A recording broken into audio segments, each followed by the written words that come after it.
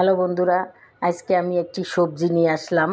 কয়েক পদের সবজি। সিম, দেখো তোমরা, সিম দিয়ে দিলাম, ফুলকপি দিয়ে দিলাম, এখন গাজর দিয়ে দিলাম, গাজর দিয়ে দেবো, আলু দিয়ে দেবো। এগুলো কেটে কিউব কিউব করে কেটে নিয়েছি। এখন আমি পেঁয়াজ কলি দিয়ে দেবো, আর কিছুটা বেগুন আলাদা করে কুটিয়ে রেখেছি, এটা এর সাথে দিব না, একটু ভেজে দিব, না হয় গলে যাবে, সেই জন্যে। এখন পেঁয়াজ কলি দিয়ে দিলাম। এখন সামান্য হলুদ আর মসুরের ডালটা দিয়ে দিলাম। মসুর ডাল ধুয়ে রেখেছিলাম, মসুর ডালটা দিয়ে দিলাম। এখন সামান্য হলুদ আর লবণ, স্বাদ মতন লবণ দিয়ে দিলাম।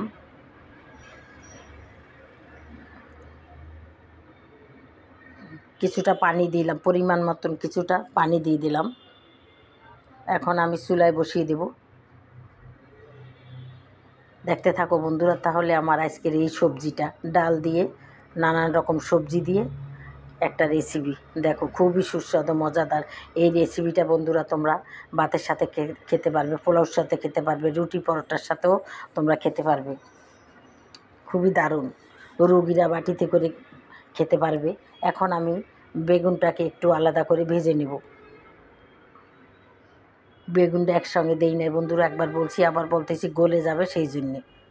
এই যে বেগুনটা আমার ভাজা হয়ে গেছে, এখন আমি এক সাইডে রেখে দেব।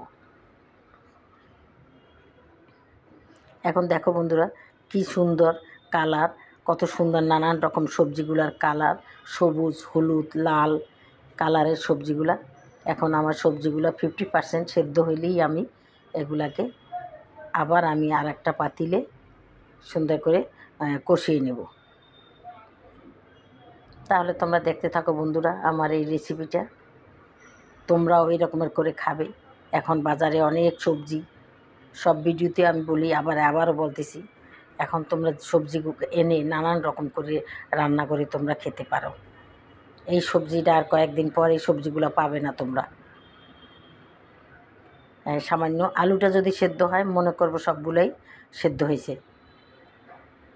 পুরোপুরি সেদ্ধ হতে হবে না, তাহলে গলে যাবে।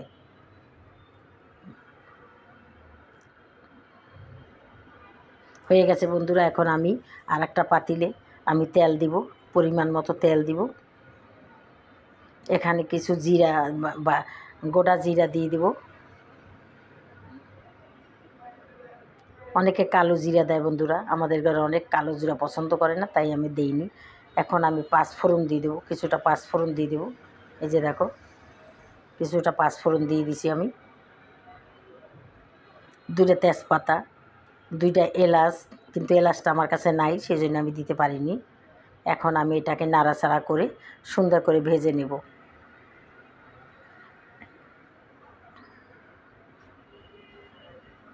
দুইটা শুকনো মরিচ দিয়ে দিলাম। এখন এটাকে আমি ভালো করে ভেজে নেব।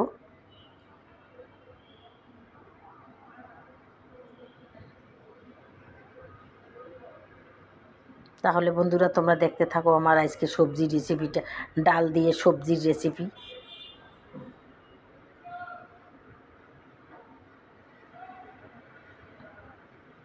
হয়ে গেছে পরে আমার জিরাটা ভাজা, জিরা।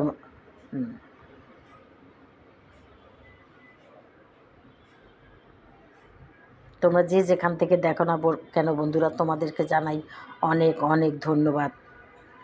দেশ ও দেশের বাইরে থেকে যারা থাকো, তোমাদেরকে অনেক অনেক শুভকামনা জানাই তোমাদেরকে।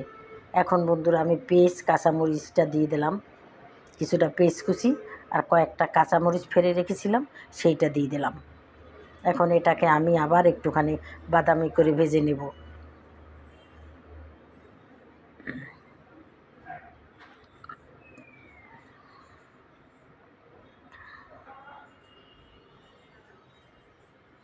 হয়ে গেছে বন্ধুরা ভাজা। এখন আমি 1 চামচ রসুন বাটা দিয়ে দিলাম। এটা দিয়ে আবার একটুখানি কষিয়ে নেব।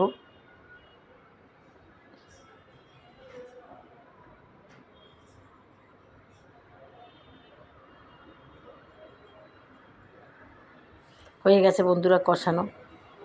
এখন আমি হলুদ, মরিচ, আবার স্বাদ মতো কিছু লবণ, ওখানে সামান্য লবণ দিয়েছিলাম, আবার আমি লবণ দিলাম।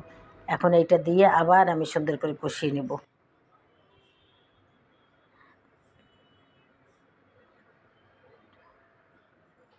এখানে কোনো পানি দেব না, আমি এই তেলের উপরেই আমি কষিয়ে নেব।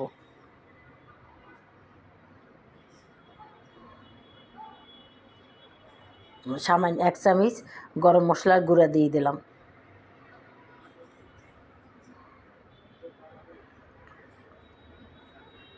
প্রায় কষানো হয়ে গেছে বন্ধুরা। এখন আমি সবজিগুলা ঢেলে দেব।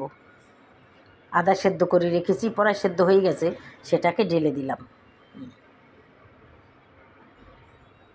টমেটো দিয়েছি ওই সবজির সাথে। এখন আমি আবার সুন্দর করে কষিয়ে নেব।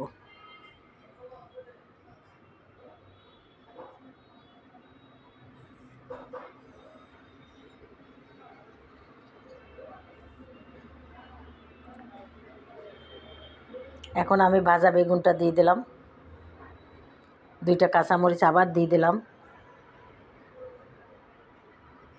এখন আবার সুন্দর নাড়াচাড়া করে আমি কিছুক্ষণ আবার ঢাকনা দিয়ে রাখবো। আমি 1 চামচ চিনি দিয়ে দিলাম বন্ধুরা স্বাদের জন্য।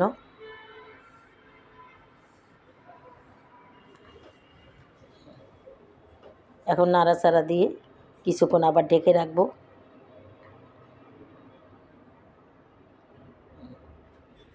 এখন আমি আবার ঢাকনাটা তুলে আবার নাড়াচাড়া দিয়ে দিব। তারপর ধনিয়া পাতা অ্যাড করে দিলাম। দেখো তোমরা,